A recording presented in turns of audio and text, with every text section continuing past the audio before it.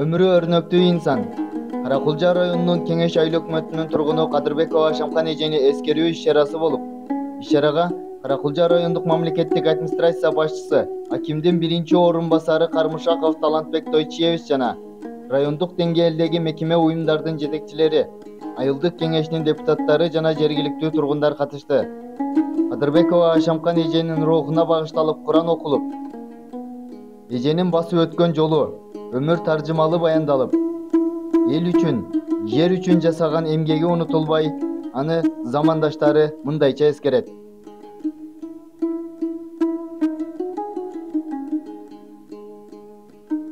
Урматтуу калайык калк, ардактуу областан, райондон келген меймандар, жалпы меймандар, бүгүн биздин Кеңеш айыл өкмөтүндө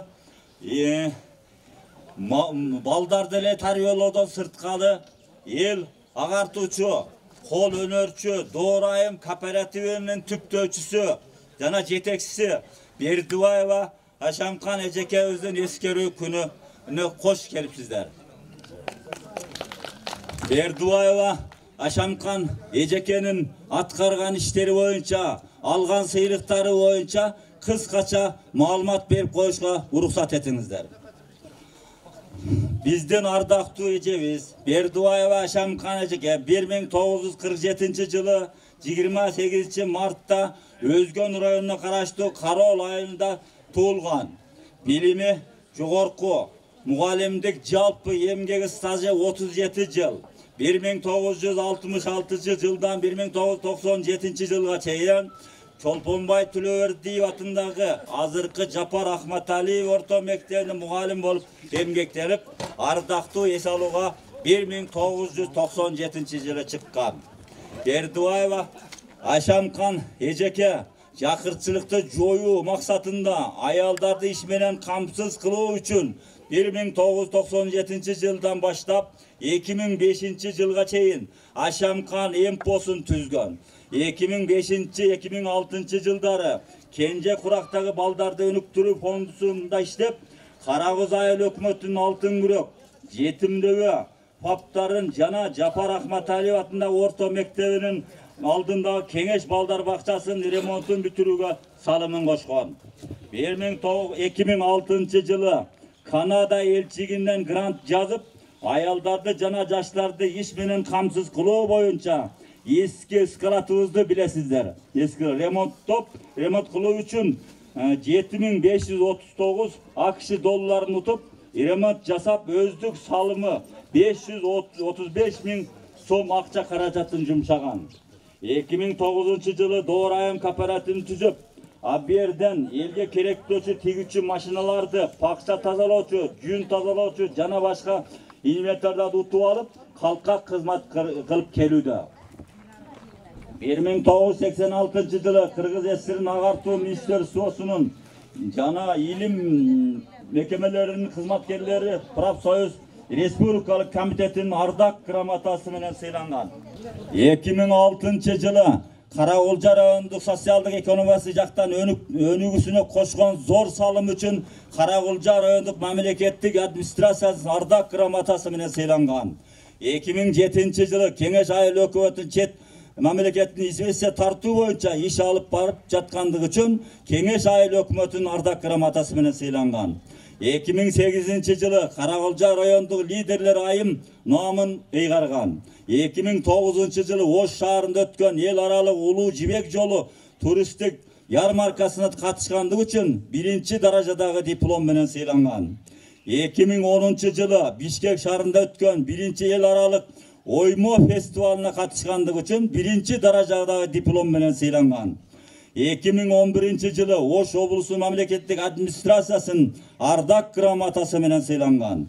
2011 жылы Каракулжа райондук мамлекеттик администрациянын Кыргыз Республикасынын эгемендүүлүгүнүн 20 жылдыгына 20 ардактуу айым аттуу акциясынын жеңүүчүсү болуп, биринчи даражадагы диплом менен сыйланган. 2014 жылы Кыргыз элинин коомдук өнөрчүлүк союзунун ардак грамотасы менен сыйланган. 2014 жылы Каракулжа райондук мамлекеттик администрациянын үй бүлөлүк тынчтыкты жер жүзүндө тынчтыкка аттуу акциясына катышкандыгы үчүн 1-даражадагы диплом менен сыйланган.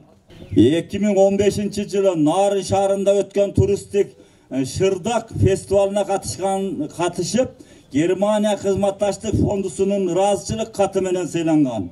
2015-жылы Кыргыз Республикасынын эл аралык 17-ойму көргөзмө ярмаркасына катышып, Кыял бирикмесинин диплому менен сыйланган. 2015-жылы Дүйнө элдеринин эпостору 3-эл аралык эпикалык маданий фестивалына катышкандыгы үчүн диплом менен сыйланган. 2015-жылы Кыргыз Республикасынын ардак айымы аттуу наамын ыйгарган. Урматтуу калайык калк, урматтуу меймандар, эми бул жерде бир сөздү айтууга туура келип атат. Кунт коюп жакшы угуп койсоңуздар, анан өздөрүңүздөрдүн оюңуздарды айтсаңыздар жакшы болот. Бердубаева Ашам Канжа үй бүлөлүү 7 баланын энеси. Үй бүлөлүү бала чакасынын суранычы менен Кеңеш айыл өкмөтүндөгү Кеңеш мектепке чейинки балдарга билим берүү уюмунун билесиздер, чатырчасы ушу мезгилде жабылбай турат. Ушуну бала чакасы өздөрү инициатива көтөрүп, ошон жакшылап заманбап кылып жаап беребиз дегенин алдында турат. Андан кийин Бердубаева Ашам эжекенин ушул жогору жакта алган наамдарын, кылган иштерин, балдарга берген тарбиясын, өмүр боюнда ушу балдар үчүн, эл үчүн деп иштеп жүргөнүн эске алып, ошол балдарга мектепке чейинки мындай жатканда балдар бакчасын Дестаттын наамын будан кийин ушу Ашам эжекенин наамына өткөрүп берүүңүздөрдү суранабыз. Рахмат. Өз каулоосун жана сөзүн айтуу үчүн Каракулжа райондук мамлекеттик администрация башчысынын 1-орун басары Кармыкшаков Талантбек Тойчуевичке сөз берели. Урматтуу туугандар, урматтуу Кеңеш айылынын тургундары, мына жогоруда уктук Кадырбек кызы Ашам эженин кылган кызматы, элге жасаган иши боюнча, алган сыйлыктары боюнча кеңири маалыматты уктук. Эми эжебиз мына биздин мамлекет бутуна туруп, кыйналып келаткан маалда ушул эл үчүн, биздин тургундар үчүн жасаган иштерин жогоруда тизмелеп айтып өттү. Эми мындай иш анча-мынча кишинин колунан ошол маалда келген эмес. Ачыгын айтыш керек. Бул Ашамган эженин жасаган иштерин биздин мурунку мамлекеттик администрация акимдин социалдык маселелер боюнча орун басары болуп иштеп кеткен Исманова Нурлан эже дагы бизге звонок кылып ушундай жылдык болуп аттыр, ошол жерде эскерүү кечеси болот экен. Балдар бакчасын ушул киши түптөдү эле, ошол жерде кыйла кызмат кылды эле, ушунун атын койгонго сиздердин көз карашыңар деди эле. Анан кийин биз ошол жерден сүйлөшүп, эми эл инициатива көтөрүп, эл колдоп атса, биз колдойбуз деп ол кишиге дагы сөз бердик, сүйлөштүк. Урматтуу эл журт, эми эжебиз эл үчүн жакшы кызмат кылыптыр. Эми азыр ушул балдары, кыздары ушул эжебиздин жасаган ишин улантабыз деп ушул балдар бакчасынын үстүн жаап берели, атын коюп бергиле деп аттыр. Эми сиздер колдоп ушуну инициатива көтөрсөңүздөр, буну биз дагы колдойбуз.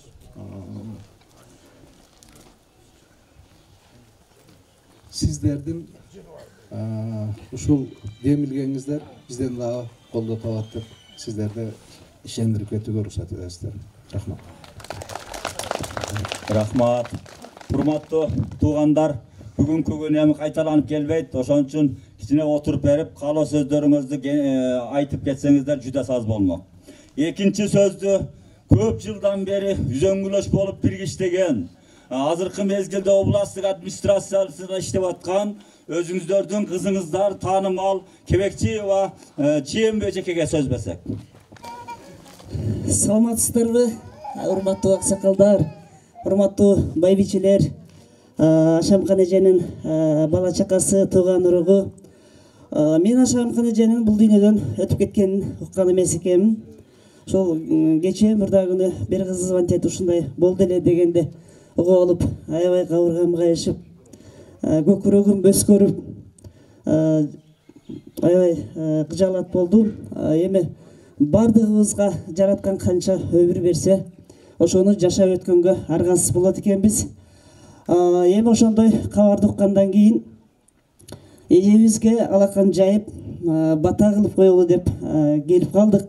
Мына эжебиз менен үзөңгүлөшүп жүргөн бир топ райондогу аялдар кеңешинин мүчөлөрү Мырзайым эже, Төрайым Мырзайым эже баштаган бир топ эжелер дагы келишти.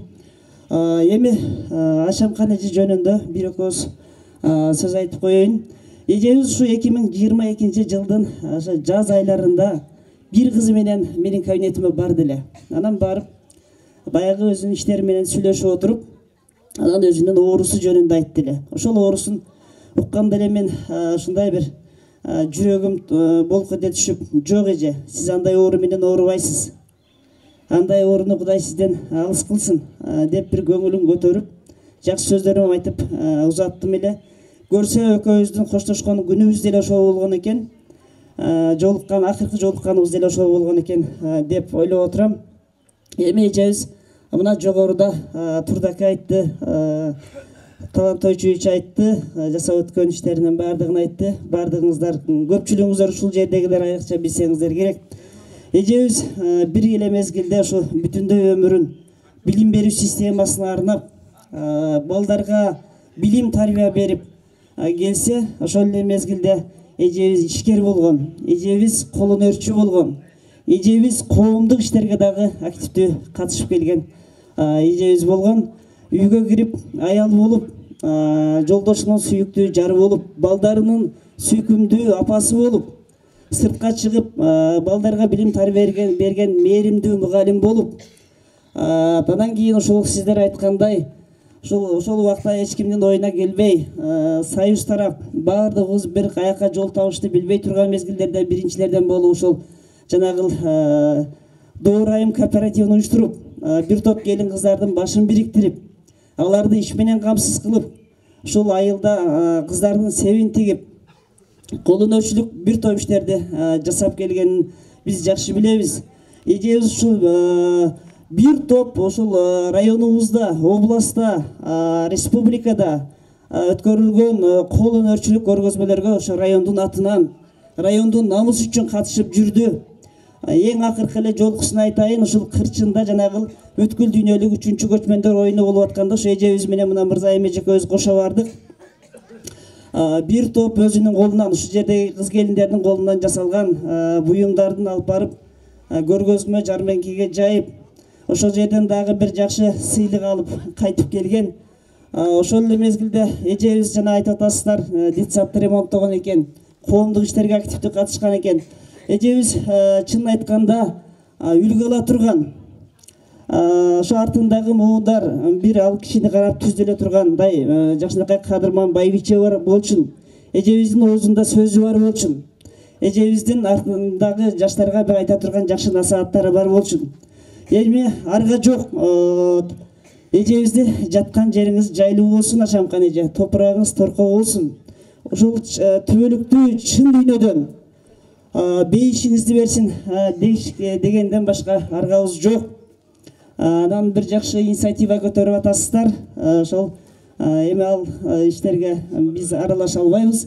Мына элиңиз эл колдосо, жакшылап ошону наамды берсеңиздер жакшы болот. Мен жеке адам катары бир туура инициатива көтөрүп атыптыр деп ойлоп атам.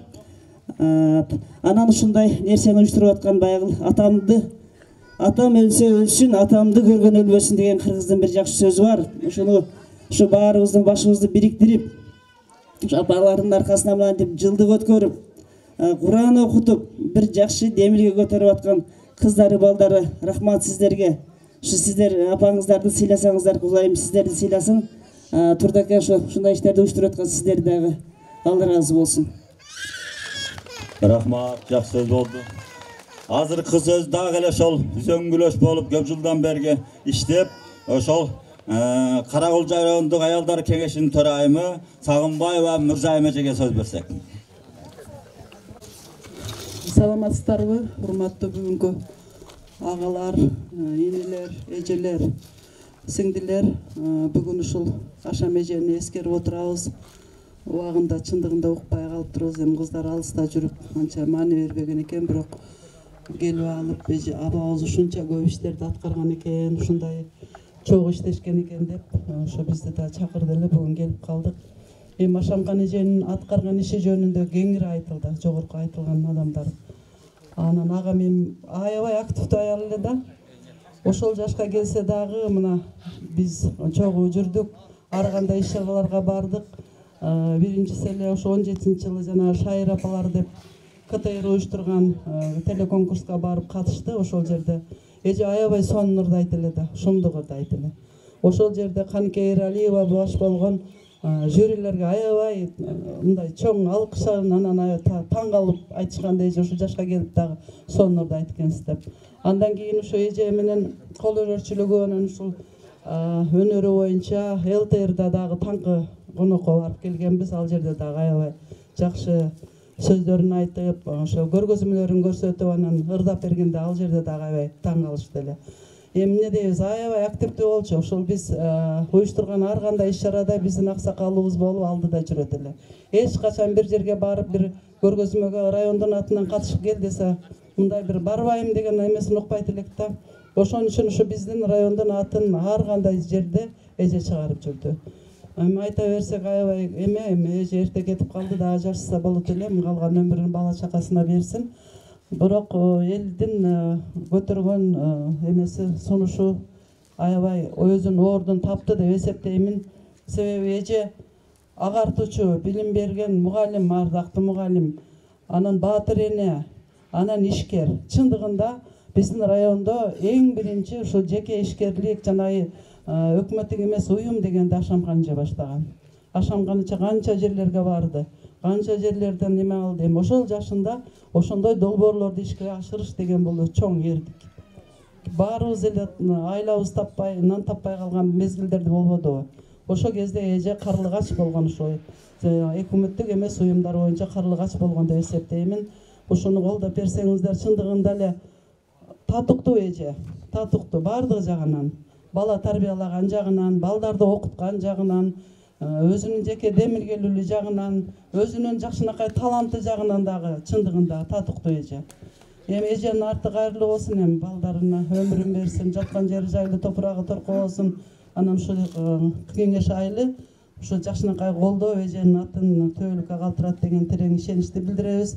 Биз ошон үчүн мына райондук аялдар кеңешинин курамы, айыл өкмөттөрдөгү аялдар кеңештери баарыбыз чогуу келдик. Ошо биз дагы жакшы сунуш экен деп биз да колдойбуз.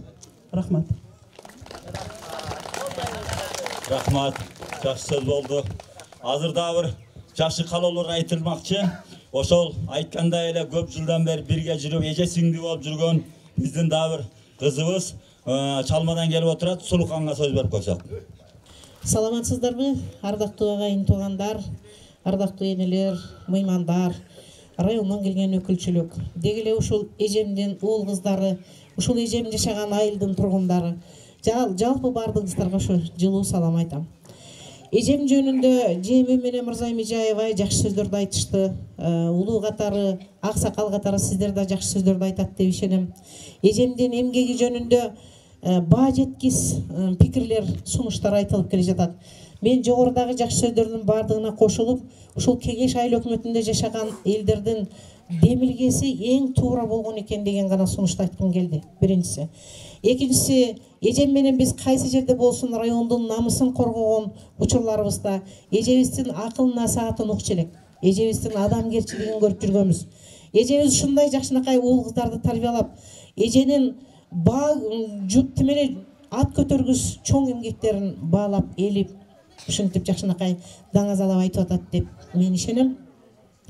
Ошондой эле эжебиз уул кыздарды тарбиялаганда дагы кур калган эмес экен. Элине канча кызмат кылган болсо, уул кыздарына да ошончо тарбия талим берип, элибиздин журтубуздан өсүп келе жаткан муундарга чыгаан эмгегин жумшаган экен деп мен баятан берип отурам.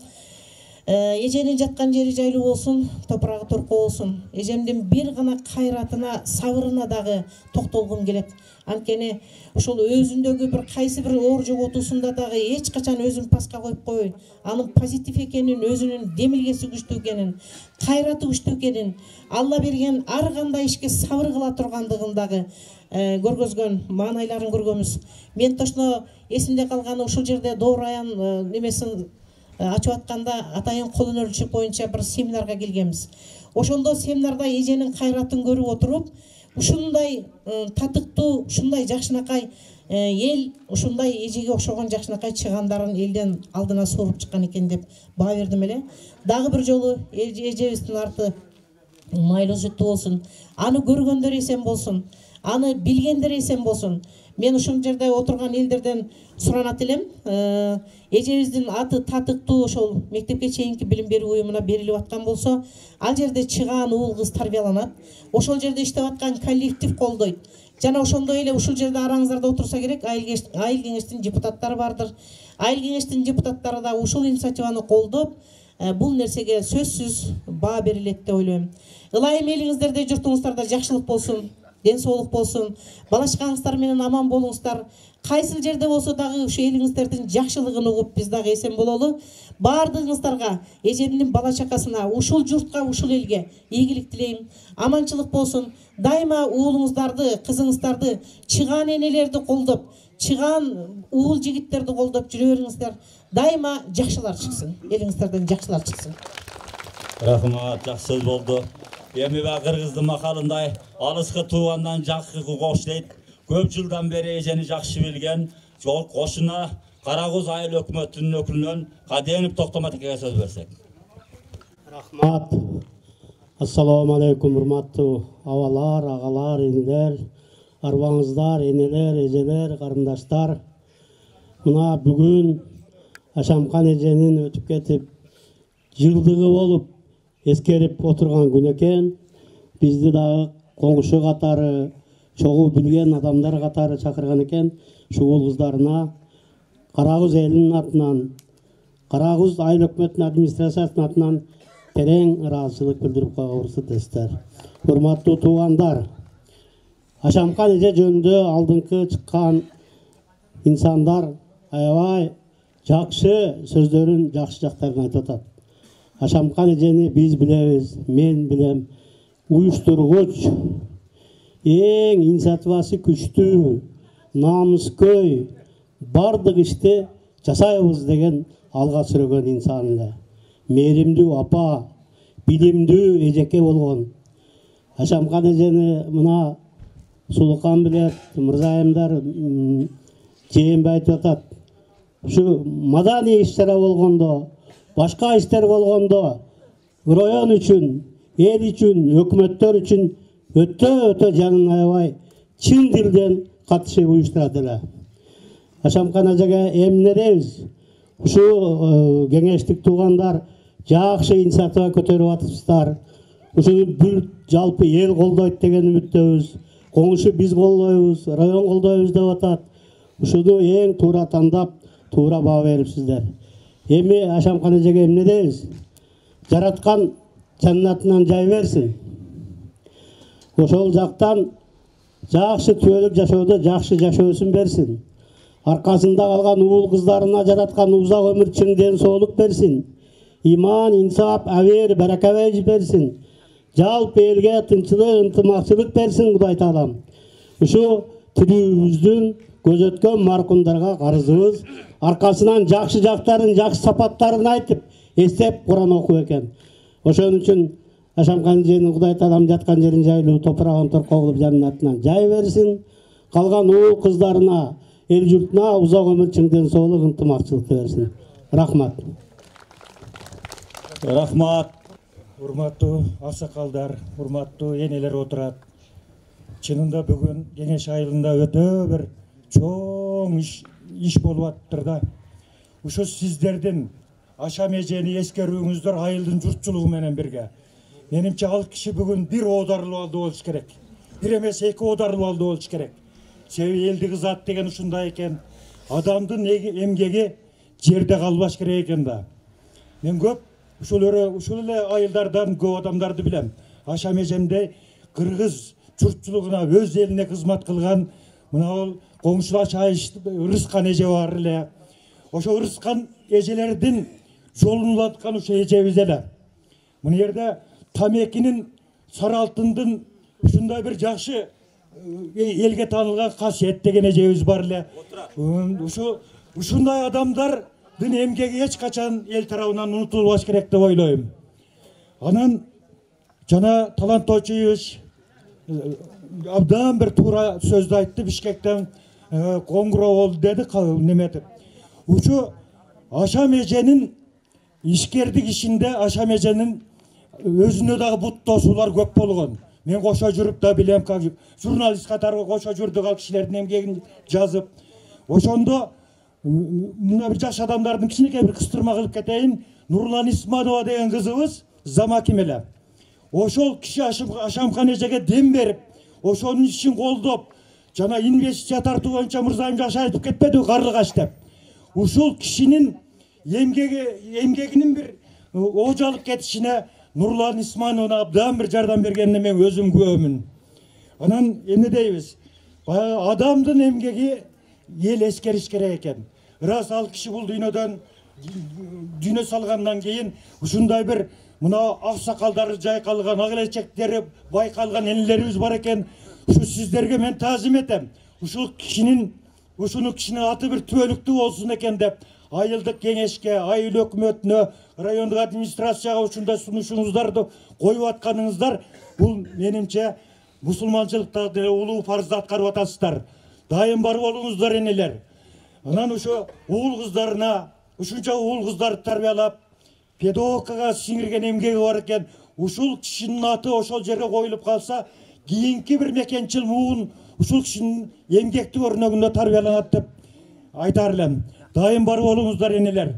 Ушу аксакалдар дайым ушундай бир жакшы демилгелеринен чыгып, өлкөбүздүн да бир өнүгүшүнө, атуулдарыбыздын бир жакшы атынын эл тарабынан айтылып жүрүшүнө сиздер бүгүнкү жасаган ишиңиздерге Алла Таала деле ыраазы болуп атса керек. Рахмат. Рахмат. Абдан жакшы сөз болду. Дагы бир жакшы жисандар, жакшы сөздөр айтылып турат. Азыркы сөздү Кеңеш айылдык кеңешинин төрагасы Токторов Дүйшөбек Орозовичке сөз берсек. Саламатсыздарбы, урматтуу кеңеш айылынын тургундары. Саламатсыздарбы, алыс жакындан келген бүгүн Аша межекенин эскерүү аземине келген коноктор. Саламатсыздарбы, эжелер, энелер. Эми Аша межеке жөнүндө айта берсек, сөз абдан көп түгөнбөйт. Мына өмүр бою эл агартуу тармагында иштеп, канчалаган жеткинчектерди, өспүрүмдөрдү тарбиялаган эжеке. Мына бизди өзүбүздү окуткан.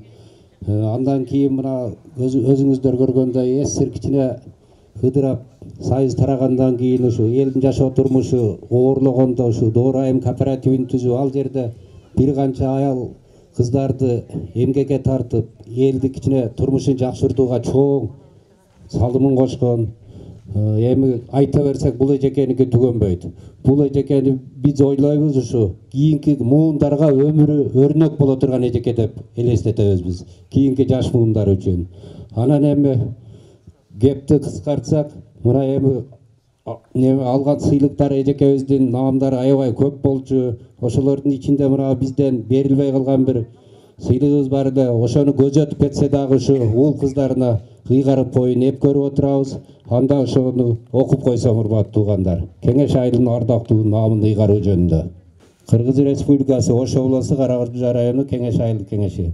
Кеңеш айылдык кеңешинин аймактык кеңешинин кезексиз 4-чү жыйналышынын токтому. Кеңеш айылы 15 август 2023 жыл. Айылдын ардактуу атуулуу наамын ыйгаруу жөнүндө Кыргыз Республикасынын жергиликтүү өз алдынча башкаруу жөнүндө мыйзамынын 37-беренесинин 8-пунктуна ылайык айылдын ардактуу атуулу наамын ыйгаруу боюнча талкуулап кеңеш айылдык аймактык кеңеши токтом кылат. Бердубаева Ашам эжекенин кеңеш айыл аймагына кылган кызматтары жана жаш муундарды тарбиялоого кошкон зор салымын эске алып, көз өткөндөн кийин кеңеш айылдык аймагынын ардактуу атуулу наамы Бердубаева Ашам эжекеге ыйгарылсын.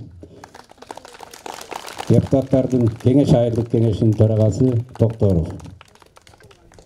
Рахмат. Уулдар кыздарынан келсеңиздер. Улуу кыздарынан же балдарынан болсо келе бер кызым, келе бер. Көз өткөндөй болсо да сыйдык ээсин таап окшойт. Жакшы болду. Рахмат. Андан кийинки сөздү мурда мектепте да бирге иштеген, азыркы мезгилде да жакшы билет. Аксакалдар кеңешинин төрагасы Жунусов Сагынбай агайга берсек. Урматтуу туугандар, мына ушул кеңеш айылына келген мыймандар, жогору жакта Ашам эжекенин көп жакшы жерлерин айттыңыздар. Мен эми муну кайталабайын, мен мындайды айтайын. Ушу Дорон агайыбыз жашыраак өтүп кетти да. Ошондо үйгө кирип эне эшикке чыгып ата болуп, ушул кыздарды, балдарды чоңойтконуна көрүп, кээде ыйлаган келет, кээде ыйлаган келет. Ушунчалык эрки күчтүү эжекеле. Балдардын жүрөгүндө калды, түбөлүк өчпөй турган. Мен муну азыр таппай калдык, мугалимдер дүйнөсү газетасына жазып, бир бет кылып, ушул Кыргызстандын бардык эжеке агайларына ушул Ашам эжекедей болуп иштегиле, окуучунун жүрөгүнөн орун тапкыла деп жаздым эле. Эми бул мактангандай деп ойлобоңуздар. Бул Ашам эжекени мактап түгөтө албайсың. Ушунчалык чыдамкай, ушунчалык канчалык оор жүк болсо дагы бирөөгө билдирбейт, мен мынандай болуп атам деп. Мен мынандай болуп калдым деп эч кимге айтпаган өзүнүн сабырдуулугу, күчтүүлүгү темирден бекем эле. Бул детсап бала бакчага аты берүү өтө чоң биздин эл үчүн сыймык. Ашам эжекедей эжекелерди дайыма колдоп жүрүүгө биз дайым даярбыз. Ушундай жакшы эжекелер биздин арабыздан дагы көп чыга берсин. Укканыңыздарга рахмат эжекелер. Жакшы болуңуздар. Да жакшы сөздөр чыкмакчы. Мурда чарбада дагы бирге жүргөн, мектепте да бир жүргөн, Ашам эжекенин көп тармагын жакшы билген Аман Сариевичке сөз берилет. Бардын коюп малас айтты. Эми айттыңыздар, рахмат. Мына кыздар менин колумду сыйынып алганда. Эми Ашам эжеке тармактуу эле негизи. Мына Сулукан күлүп атпайбы, Сулукан мырзайым да. Бул эжекеничи geçip kaldı da bundan da jornama tatıktı ecekele negizі. Anan ben bir-iki moment aytıp koyayım. Uşul ecekelerin akıldуулугунан бы же кандайдыр сезимтал экен да чам туке. Экөөбүз темселеп жүрүп биз мынабы. Ой, илгери эле доорайым деп карабайсыз, өзүнүн ишкер бир кооперативин ачып атат, өзүнүн атын доорайым, кандай сонун сыймыктануу менен талант. Ушундай койгондо көрсөң аранда бар экен эжебизде талант. Доорайым деп ошондой коюп койгон.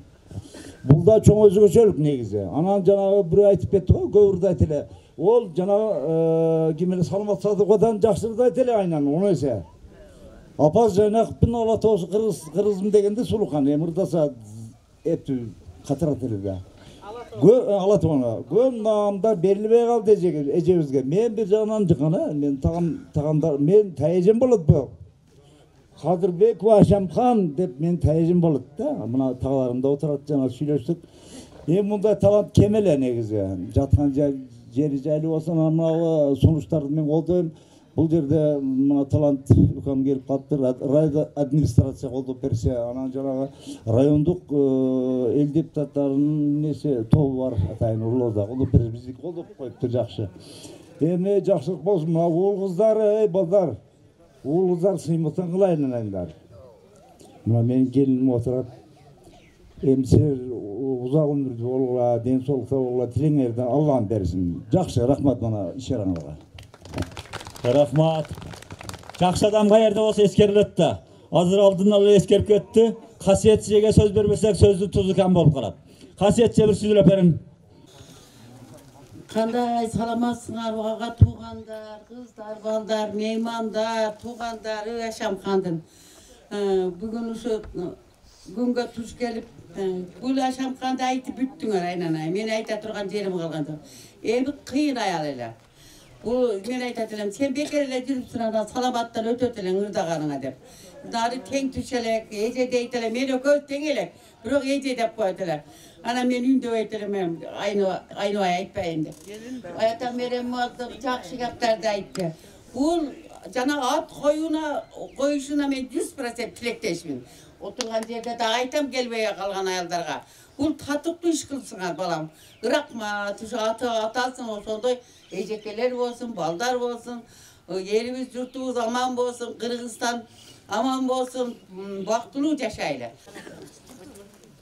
Бүгүн Ашамканды эскерүү болуп атат. Жашаса болот эле, эртерээк кетип калды. Жакшы эле жүргөн, оорусун деле айткан эмес. Көз ачып жумганча эле ооруп ушинтип арабыздан жоготуп алдык. Эми ошондо айтып отуруп эртен бери айтып түгөтө албай атабызсыңар баарыбыз. Мен дагы бир жерин айткым келет. Мектептеги мугалимдигин айтып түгөтүш болдук. Андан башка дагы жасаган иштерин айтып коюш керек. Азыркы мына жердеги өзү уюштуруп койгон үйлөр үй. Илгери аткана болчу. Мына жерде адамдар билесиңер, бизге окшогон каргандар. Аткана болчу. А жерде жалаң эле Жумабай экенин атасы тага киши эмеле тиги. Скалатчы эле. Ошол эми а жерде жалаң эле МЧС болуп эле эр токум, анан кийин жип шуу турган эле жер эле.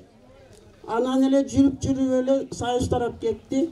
Ашамкандын ушу эстүүлүгү, көзү көрөнөктүгүн айтайын.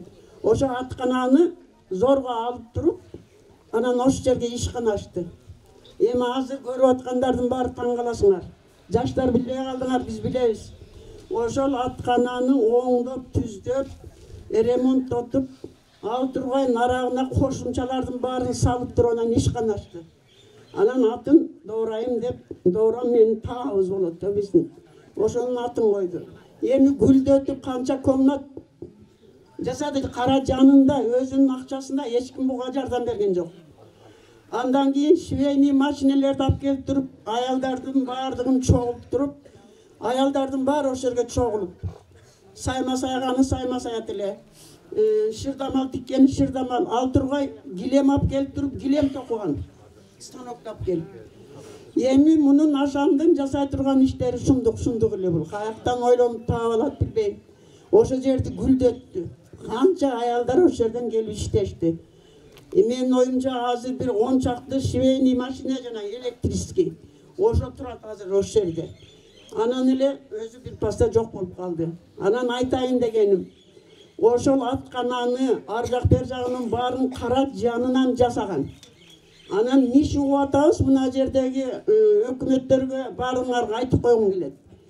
Ошонун убагында өзүн өткөрбөптүр да. Ошол боюнча өткөрбөй, ошол убакка чейин ошол ишканасын Ашамдарга бербей атат экен. Мына көпчүлүгүнөн сурагым келет да. Эми бут тосушу эле. Мына өзүбүздүн эл, өзүбүздүн мына эки чоңдор. Эми ошол аткананы ушунча кылып койгондон кийин ошону берип койсо болобу балдарына? Суранам мынаны. Ошону берип коюшсун. Бул жерде билбей, түшүнбөй атат окшойсуңар. Турат экен, такыр балдарына өзүнө ыйгарбай атат экен аны.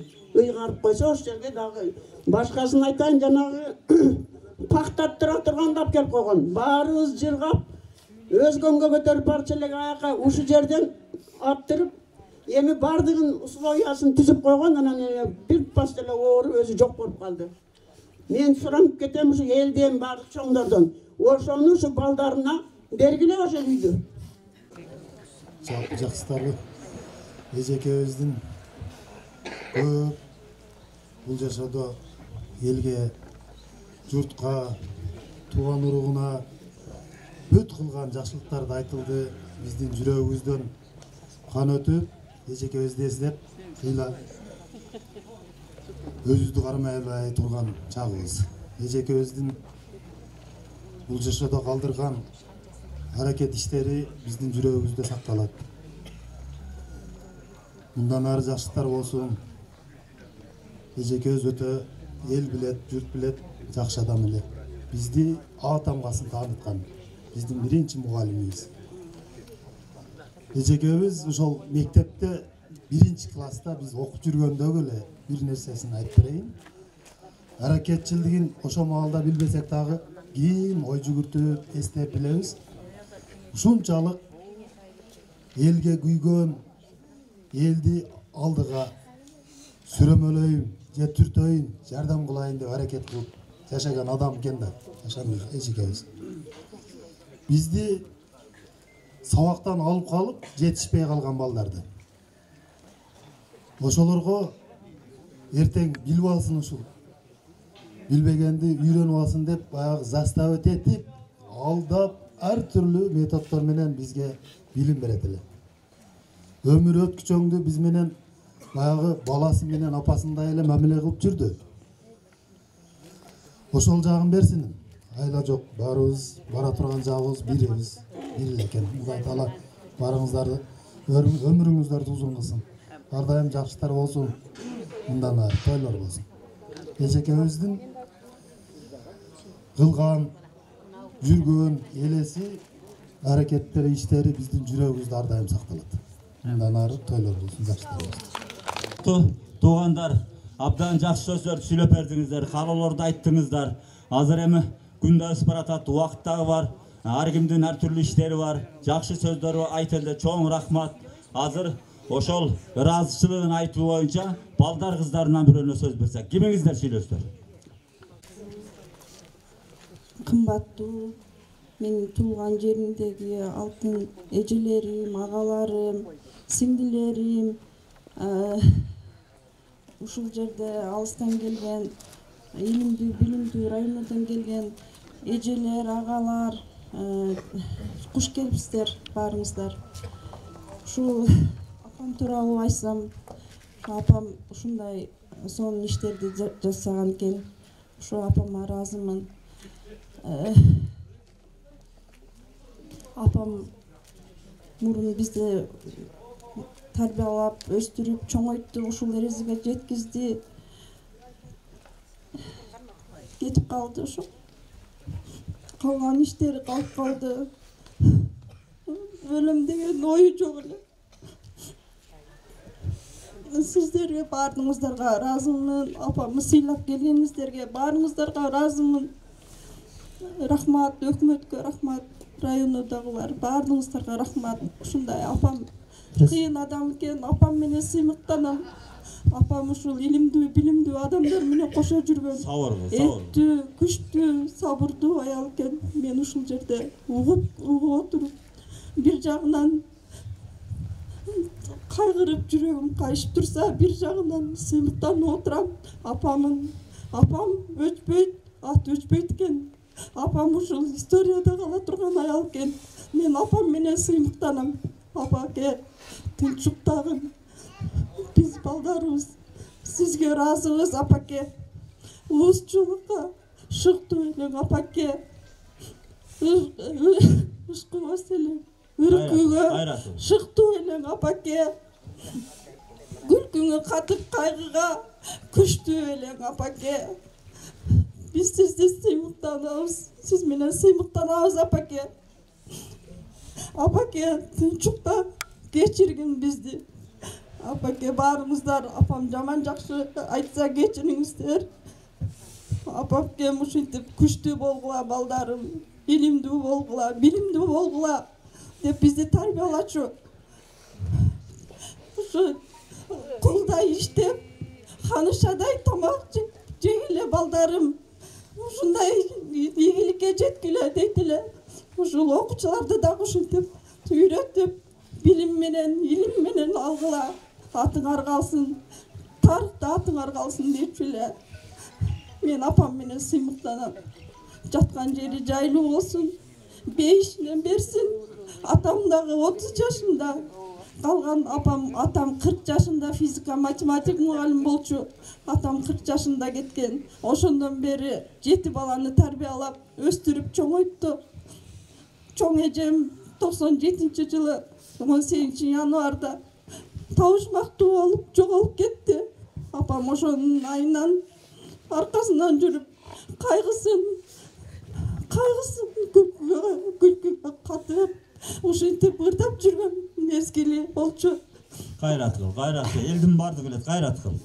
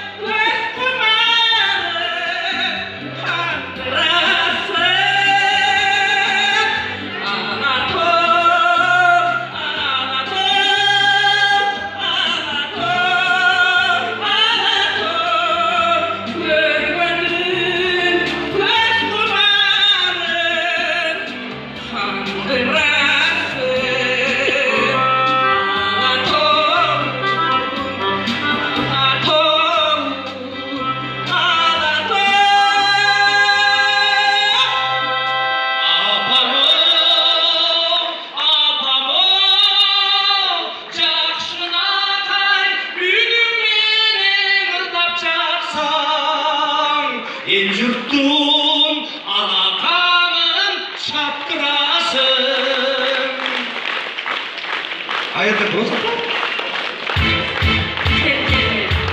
Özümüz aytan oşu.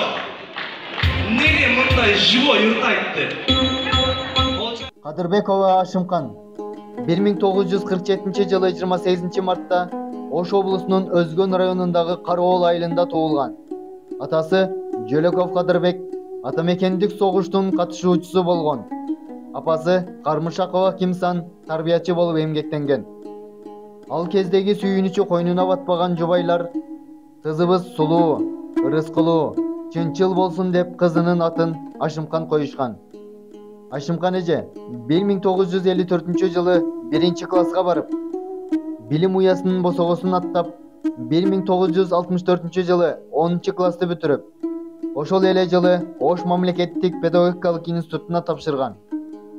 1966 жылы физика-математика мугалими Бердибаев Доорунбек менен баш кошуп, ал кездеги жашоонун оорчулугуна карабай, турмуштун кыйынчылыгын жон териси менен тартса дагы, жубайлар окууларын ийгиликтүү аяктап, 1967 жылы Өзгөн районунун Жыланды айылында мектепте чогуу иштеп, кийин 1970 жылы Ош облусунун Совет, азыркы Каракулжа районунун Карагоз айылында жайгашкан Чолпонбай Төлөбердиев атындагы орто мектепте башталгыч класстын мугалими болуп эмгектенишкен. 1984 жылы окуу бөлүмүнүн башчысы болуп эмгектенип, жалгыз эле билим берүүдө эмес, калкка кызмат кылууда өмүрүн арнап, айыл жерине ар кандай инвестицияларды тарткан. Айта кетсек, 2005-2006 жылы Кенже Курактагы балдарды өнүктүрүү фондунда иштеп, Карагоз айыл өкмөтүнүн Алтын күрөк, жетимдөбө фаптарын жана Акматалиев атындагы орто мектептин алдындагы Кеңеш бала бакчасынын ремонтун бүтүрүүдө өз салымын кошкон. 2006 жылы Канада посолдугуна грант жазып, аялдарды жана жаштарды иш менен камсыз кылуу боюнча эски скалатты ремонт кылууга 7500 акш долларын утуп алган жана ремонт иштерине 535 000 сом өздүк салым кошкон. Каракулжа райондук мамлекеттик администрациясынын ардак грамотасы 2007 жылы Кеңеш айыл өкмөтүнө чет мамлекеттен инвестиция тартуу боюнча иш алып барып жаткандыгы үчүн Кеңеш айыл өкмөтүнүн ардак грамотасы 2008 жылы Каракулжа районунун лидер айымы наамы менен 2009 жылы Каракулжа райондук мамлекеттик администрациясынын ардак грамотасы менен сыйланган. 1905 жылы мен дагы Ашамкан коомдук уюмун түзүп, аялдарды чогултуп, мынау контордун жанындагы бир таштан турган жараксыз скалатты колго алып, ошого 2005 жылы Канадага проекти түзгөнмүн. Андан Канаданын проектиси өтүп, сентябрь айында ушундай ремонтуна акча каралган. Ошол 7539 доллар. Ошо сентябрьче ошону бүтүрүп, эл катары жакшынакай Евростилде Евростилде эме болуп анан кийинки жылы 2006 жылы 2006 жылы ачылыш кылганмын. Аябай чоң ачылыш кылганмын. Бүт район боюнча чоң ачылыш болгон. Мындан тышкары мен детсадтын ремонтун бүтүрүп бергенмин. Бир школдун детсадтын ремонтун бүтүргөнмүн. Мындай жараксыз дубалды мен ушунчалык акыбалга келтирип, кооперативди дагы 2009 жылы кооператив түзгөнмүн. Баберден.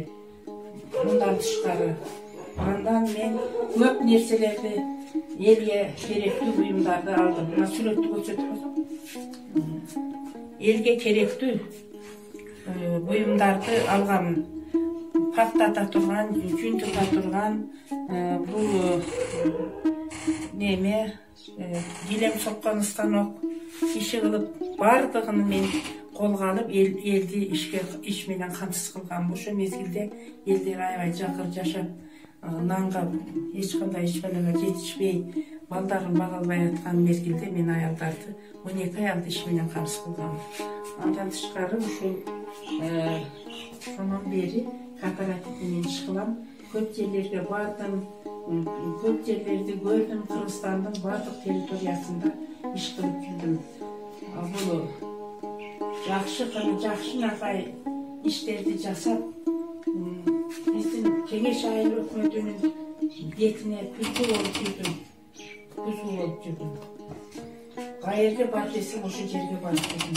Азыр жашым 70-тен ашып, 75 жашка келди.